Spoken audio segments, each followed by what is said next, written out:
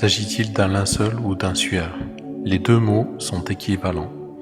Il existe, en tout cas, une pièce de lin qui aurait contenu le corps du Christ, descendu de la croix.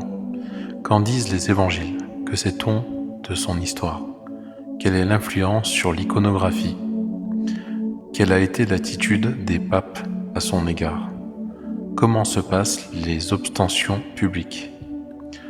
Depuis la photographie de 1898, le linceul de Turin a fait de la part des syndonologues l'objet d'examens scientifiques, portant notamment sur le tissu, les poussières et pollens qui le recouvrent, sur les taches de sang, sur l'image de sa formation.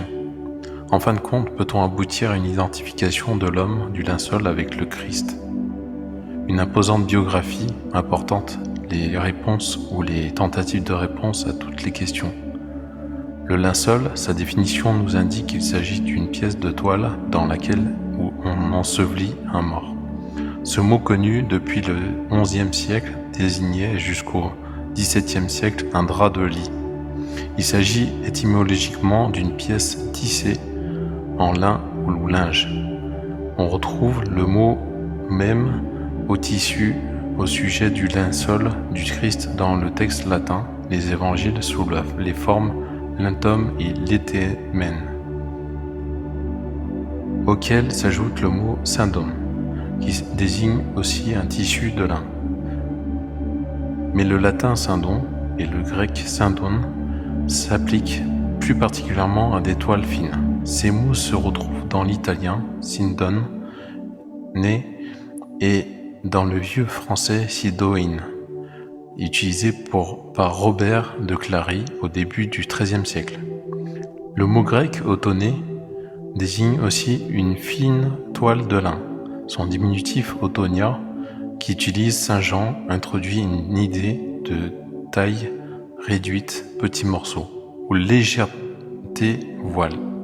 Ce mot autonia que Saint Jérôme a traduit linteamina au pluriel a aiguillé les exégètes vers la notion de linge ou même de bandelette, ce qui les a menés à donner au mot sodarion qui figure dans les mêmes textes le sens du linceul.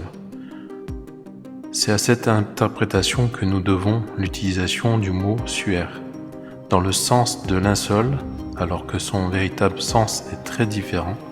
L'erreur est ancienne puisque saint Borrolion, évêque de Saragosse jusqu'en 651, parle d'une lettre, des linges et du sudarium par lesquels le corps du Seigneur a été enveloppé.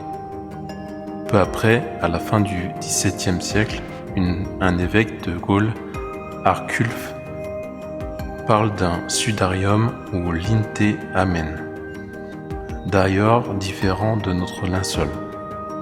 Les syndonologues français remplacent volontiers l'appellation courante de saint-suaire par celle de linceul du Turin.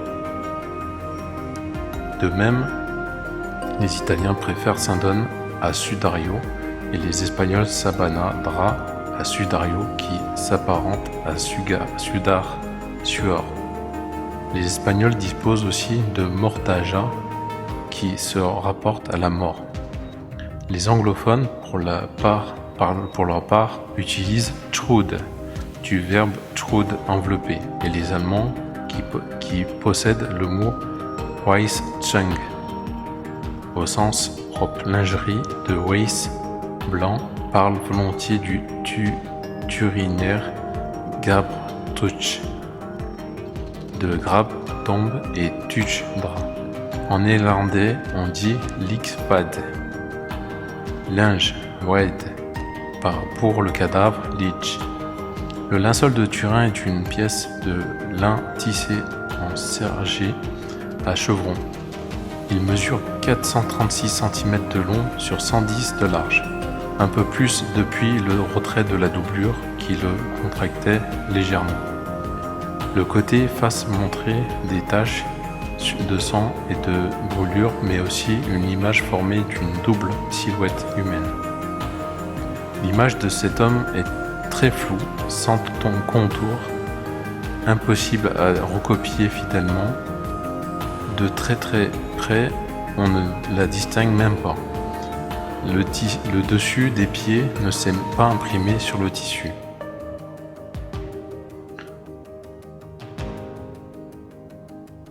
L'étude de l'image et l'homme du linceul met en lumière un certain nombre de particularités dont certaines ne s'expliquent que par le fait que l'image est en négatif, comme l'a révélé sa première photographie faite en 1898. Cela se repère particulièrement sur le visage, d'où au moins 15 particularités ont plus ou moins influencé l'iconographie du Christ à travers les siècles. Les contrastes et l'intensité des trois images inférieures ont été augmentés pour améliorer la visibilité des détails. Mais que nous disent les évangiles? Vendredi soir du sabbat, l'évangile selon saint Matthieu rapporte, chapitre 27, versets 59 jusqu'à 60, Joseph d'Arimathie prit le corps, l'enveloppa d'un linceul pur, et le déposa dans le sépulcre neuf qui avait fait tailler dans le roc pour lui-même. Puis, ayant roulé une grosse pierre à l'entrée du sépulcre, il s'en alla. L'évangile selon Marc raconte 15, 46. Alors Joseph, ayant acheté un linceul, descendit Jésus, l'enveloppa du linceul et le déposa dans un sépulcre taillé dans le roc. Puis il roula une pierre contre l'entrée du sépulcre. Et de son côté, l'évangile selon Jean relate 19, 38, 41. Après cela, Joseph d'Arimathie enveloppa le corps. Nicodème vint aussi en apportant un mélange de myrrhe et d'aloès, d'environ 100 livres. Ils prirent donc le corps de Jésus et l'enveloppèrent dans de linge, en grec autonia, en latin linteis, avec les aromates selon la manière d'ensevelir, un usage chez les Juifs.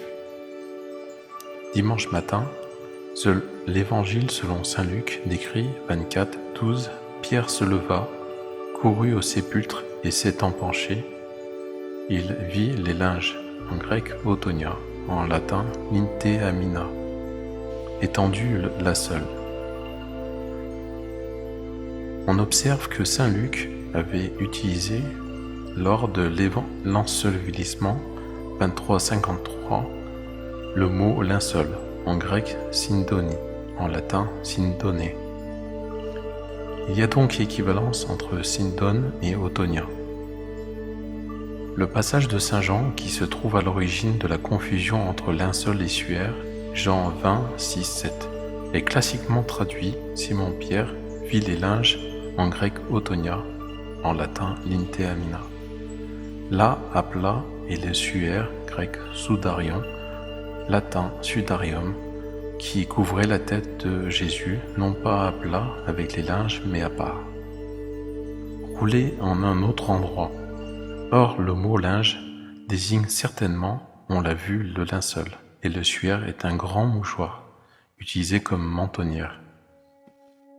Les spécialistes discutent le sens précis de plusieurs termes grecs de ce passage, mais il est certain que le texte ne comporte pas de mots pour signifier un autre endroit. Es ena topon veut dire dans un endroit, dans le sens d'endroit précis plutôt que d'endroits différents. Différents chercheurs, parmi lesquels on peut citer les R.R., P.P., Laverne et Feuillet, Bernard Ribet et Robert Babinet, s'accordent à peu près pour traduire ainsi ce texte. Il vit les linges, le linceul, gisant et le suaire, la mentonnière. Non gisant avec le linge, mais distinctement enroulé à sa place. Cela signifie que le linceul est retombé à plat et non gisant avec les linges, mais distinctement enroulé à sa place. Cela signifie que le linceul est retombé à plat et voit donc que le corps a disparu sans avoir été retiré. Ce qui s'accorde avec les constatations faites à propos du sang du linceul. Et cela explique la suite de l'évangile. Et il vit et il crut. car il n'avait pas encore compris l'Écriture, d'après laquelle il devait ressusciter d'entre les morts. 20, 8, 9. Les dispositions du linge évoquent donc clairement la résurrection. Le codex Skylitzès au XIe siècle, l'historien byzantin Jean Skylitzès relate la translation de l'image d'Édesse à Constantinople. Une miniature conservée à la Bibliothèque nationale de Madrid explique très explicitement que le mandylion, ou visage du Christ, est le visage du Christ imprimé sur un linceul immense, de la taille du linceul de Turin. Le codex Près, désigné à l'aide du nom de son découvreur et daté approximativement des années 1192 à 1195. Le codex Près est plus précieux manuscrit de la Bibliothèque nationale de Budapest. En réalité, constitué de documents de plusieurs époques, il comporte une feuille de parchemin liée et ornée de miniatures dont le style, comme celui des lettres et des nemès qui les accompagnent, permet d'assurer qu'elles sont entièrement à 1150 et datent donc d'une époque où des liens amicaux ont uni la Hongrie à l'Empire byzantin. L'intérêt majeur de ces miniatures réside dans le fait qu'elles représentent des détails qui n'ont pu être inspirés que par la vue de l'actuel linceul de Turin, alors conservé à Constantinople, et donc qu'elles jettent un pont entre le début du XIIe et la fin du XXe siècle. La dernière des 4 miniatures représente le Christ en gloire. La plaie de la main gauche est située dans la paume selon la tradition iconographique. Mais celle de la main droite, la seule visible dans l'image du linceul, c'est en fait la gauche inversée sur le tissu par effet de miroir, se trouve dans le poignet comme sur le linceul. La première miniature montre la descente de croix. Les mains de personnages sont finement dessinées. Or, la main droite du Christ montre, et elle seule, le pouce déporté au milieu de la paume, replié comme dans l'image du linceul. La seconde miniature est consacrée à l'onction du corps, la partie supérieure de l'image ci-dessus. On y note plusieurs caractéristiques de l'image du linceul: la nudité, les mains croisées, l'absence de pouce, le dessus des pieds à peine esquissé. Une fresque française du XIIe siècle à Berzé-la-Ville, Saône-et-Loire, attribue les mêmes particularités à l'image d'un saint, sans doute d'après un modèle pris au linceul et exporté par les bénédictins. Enfin, dans la troisième miniature, les saintes femmes arrivent au tombeau vide. La partie inférieure de l'image, ci-dessus, on voit le linceul reconnaissable à une très grossière imitation, en forme de zigzag, des chevrons de tissu. On aperçoit sur ce tissu 4 petits ronds rangés en l'or, et ces ronds figurent exactement disposés de la sorte, en 4 endroits du linceul de Turin.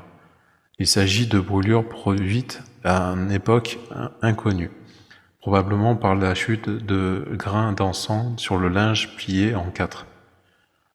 Avant que les péripéties de l'incendie de 1532 ne viennent les entourer de trous beaucoup plus importants, ces brûlures ont attiré l'attention. Sans doute les a-t-on prises pour des gouttes de sang, car un dessin daté de 1516, donc avant l'incendie, attribué sans doute à tort à Albert Dürer, et conservé à la pierre en Belgique, à la Lierre en Belgique, les représente teintes en rouge.